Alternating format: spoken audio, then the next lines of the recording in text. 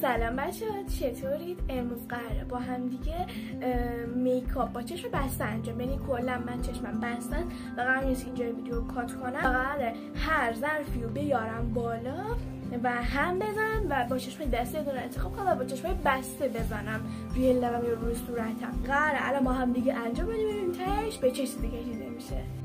خب بچه من الان کلا چشمم بسته است و جایی نمیبینم و همه چیزی که گفتم بهتون توی این ظرفه با یک عدد کانتور و قرار از داخل این فقط یک کانتور بردارم الان در این مرحله.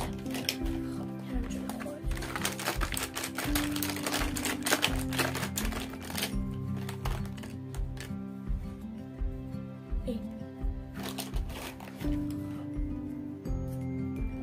این کانتور باشه، اگه هم کانتور نباشه قبلش قرمز نباشه.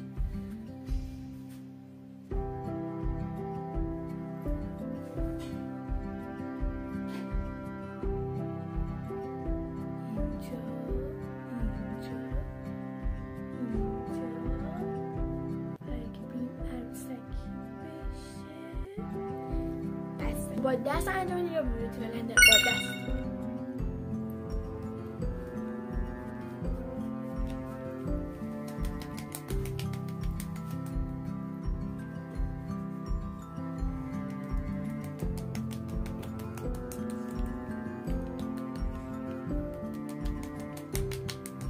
الان قراره چیز بردارم، الان قراره رژگونه برداریم.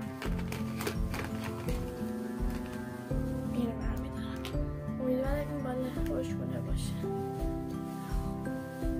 بچه به نظرتون با این بزنم یا با دست؟ با دست.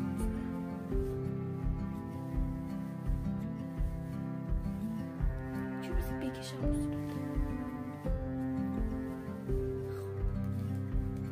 بریم برای بخش بعدی که بخش بعدی خط لبه.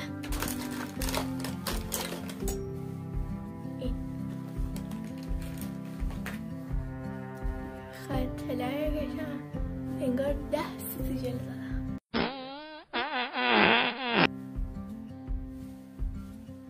بریم برای لیپ گلاس. از اون چشم‌ها چیز برمیدارم، این کم بزنم. حالا میریم برای سایه چشم. سایه برداریم. این سایه خب همون سایه است من خیلی دوستش دارم. من از این رنگ برمیدارم. بچه کلی کلا تو این چنش باید از دستمون استفاده کنیم.